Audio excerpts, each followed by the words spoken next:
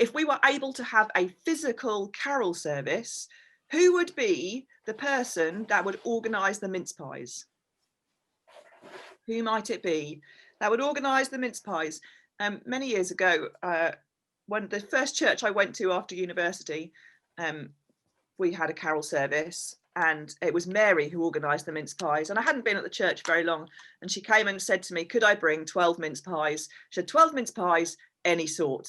And then when she left, someone came over to me and said, any sort means that you're allowed to buy them, because that was the rule. Usually you had to make everything, but if Mary said any sort, it was allowed to buy them. So who would be organising the mince pies? Who in your church is the most likely to donate to you their extra veg from the garden? Who is going to be bringing, thrusting a courgette upon you on a Sunday morning because they've got loads in their garden? Who is it? Actually, in this same church that I went to, I make it sound much odder than it really was. There was Bill. Bill was the person that every week would give you extra veg. And after about a couple of weeks, someone said to me, you do know that Bill makes his own fertilizer. And this was the point that I stopped eating these vegetables and just made my housemates eat them. But who in your church is the most likely to bring you extra veg from their garden? Okay, last question. Who is the most likely person to heckle the speaker? Who do you think it would be? You don't have to prove it. It's fine. It's fine. I lied. It wasn't the last question. I've got some more. Can you remember who the first person that spoke to you when you came to church was? If you can't remember that, can you think of who makes you feel the most welcome when you come to church? Who is it that makes you feel, oh yeah, they make me feel like they actually were glad that I was there? And this one you might not want to do out loud if you've got other people in the same room as you, but who is the person at church that you find the hardest to love? Who do you find the hardest to love at church? That might be the person that's in the same room as you. It might not. So I was talking to a friend of mine a little while ago, and she said if she had one word to summarize the year, it would be flexible. And we've all had to be really flexible over the last months, flexible with our work and where it takes place, flexible with our homes and what's happening in them, flexible with schools, with university, flexible sometimes with what food we can get, flexible around holidays that we have or haven't been able to take, flexible with where we're prepared to go and at what time, flexible in finding alternatives to toilet roll. And I was thinking that I actually might use the word stretchy, which is a bit like flexible, I guess. But I think we've all been stretched this year, and time has felt pretty stretchy. There's been some times when time has lost all meaning and it seems to have gone incredibly slowly. I'm still not entirely sure that it really can be December. This year, my most frequently visited website on my phone became the bin calendar. They said it would be the year the bins went out more than we did. And it's true, because I've lost track of what bin is what day because time has become so flexible and stretchy. And trying to organise church this year has made us all be a bit more flexible. And for some, it's been really stretchy. For those of you that have had to try to organise and plan and lead, and then reorganise and replan, and sometimes reorganise and replan, I want to thank you for all that you've done this year to serve those in the community, to serve the church, and to keep the church community together. So thank you to those in leadership. Stretchy, flexible, adaptable. There's been so many changes this year. But that first Christmas that we just heard a little portion of this morning seemed to also be all about being flexible. Mary wasn't expecting to have a baby at this point in time, but she had to be pretty flexible. Joseph's plans were turned upside down and then upside down again. Mary and Joseph had to travel to Bethlehem, maybe not in the way that they would have expected, to a situation that they might not have imagined. They weren't even given a choice in the name of the baby. The shepherds, when they came to visit, probably hadn't expected a whole load of angels popping up in their field, but they did what they were told, and they went to see what was happening. They had to be flexible that night. And we know that the wise men, the magi, they also had to be flexible because they went to the wrong place to start with. So all of the Christmas story seems to be about God coming, plans changing, God coming and people responding flexibly, being stretched. The baby was to be the king, but there was no huge welcoming committee beyond the shepherds. There was no speedy transport and no police escort to bring him to where he was to be. This king came in a way that wasn't loud or triumphant, but he came humbly and in the most vulnerable way imaginable, a baby. If anyone deserved a fanfare and a motorcade, it would have been Jesus, the Son of God. And I think Christmas is quite a stretchy time of year. Do you know those days between Christmas and New Year when you're really not sure what day it is? We stretch our idea of family and community. When we can do, we open our homes. We can't bear to think of anyone being on their own at Christmas.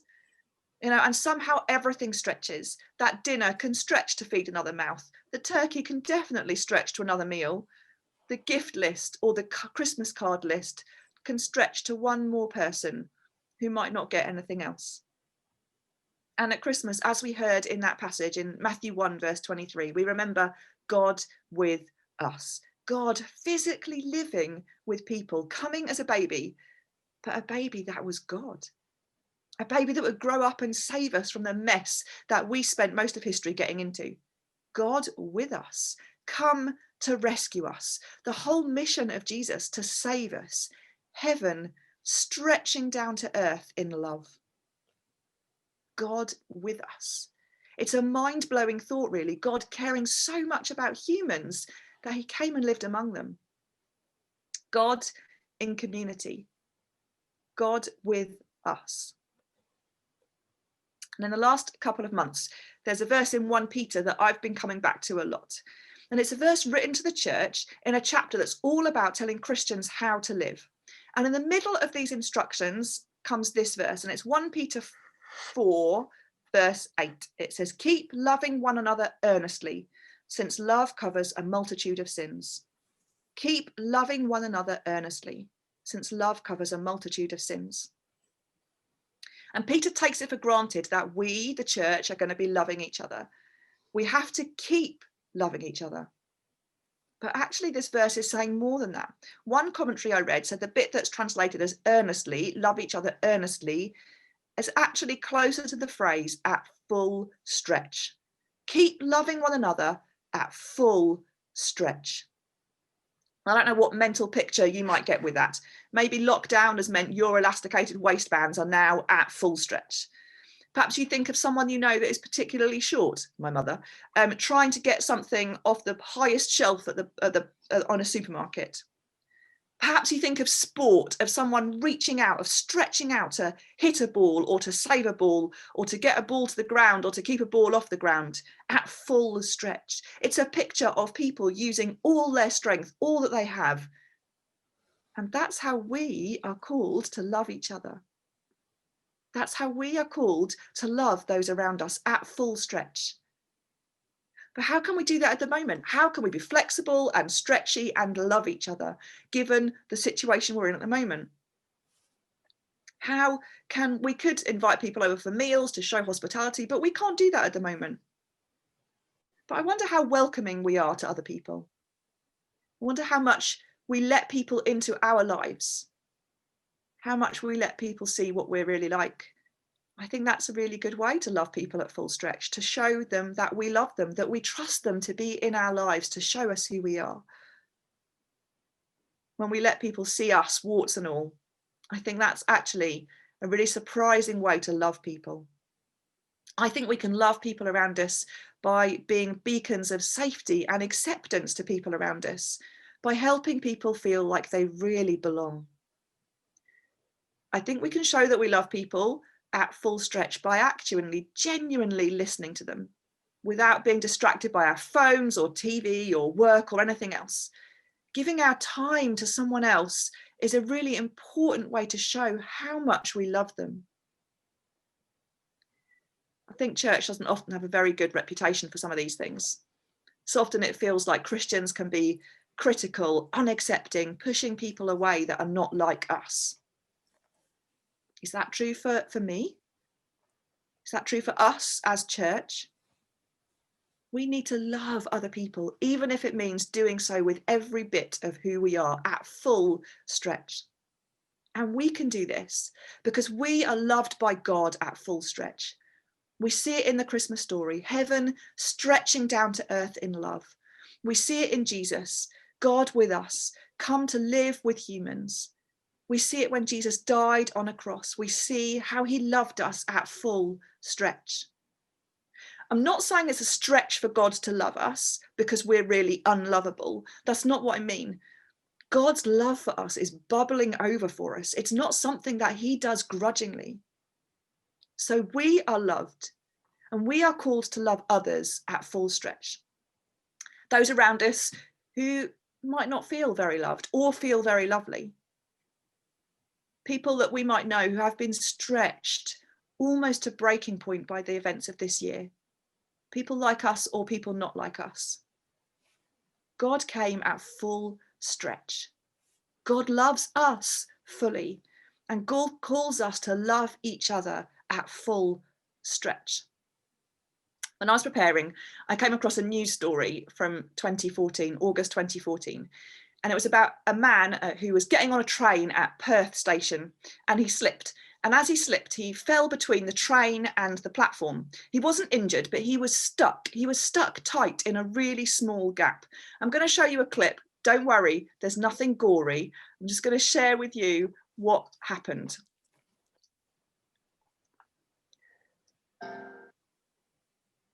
So he gets on, and there he slips down in between the train, and other people start alerting the train guards. They start trying to help him, but he's absolutely wedged in that gap. So people start off by thinking, no, if we all move to the other side of the carriage, the train will tilt and it'll be just enough. But nothing, it didn't work. Then someone said, why don't we push the train? And if you watch, the train is barely moving, but all of these people come in and they start to push the train carriage. And to start with, nothing really seems to happen, but they're all there pushing and trying as much as they can. They stop and then they give it one last go.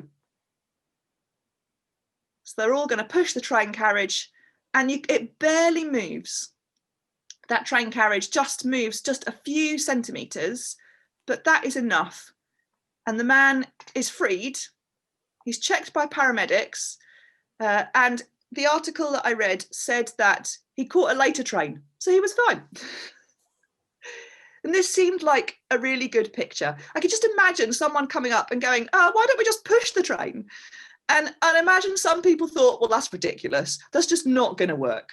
And some probably thought, well, it might do. Let's give it a try. But when you saw that picture, they all tried, and they all put everything that they had into it. They all tried at full stretch together.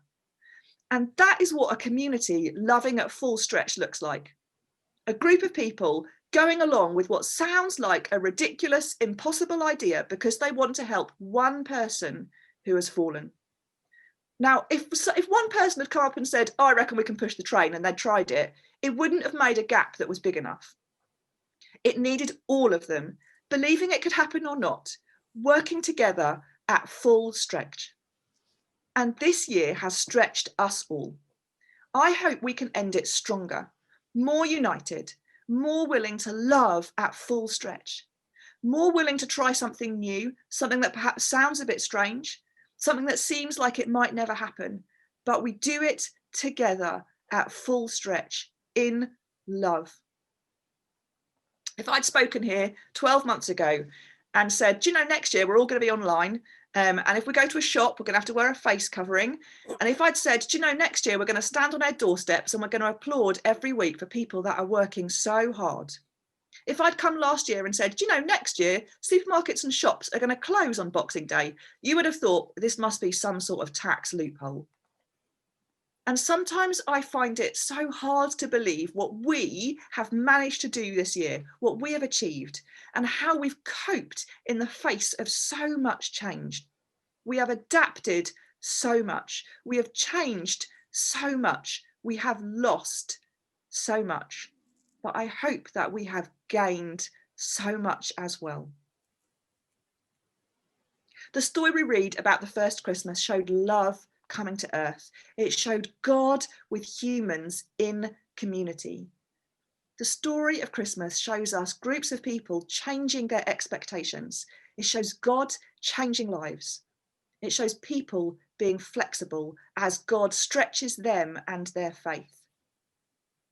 And what about us?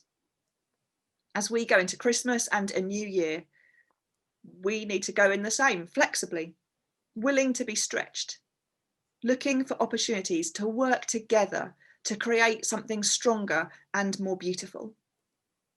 Looking for places and people where we can truly, fully love. Willing to do something that seems so small and too little on its own, but when we all do it together, it makes a big difference. Looking to see where God has come, where God is coming. Looking for where we might need to be flexible or even stretched. Thank you.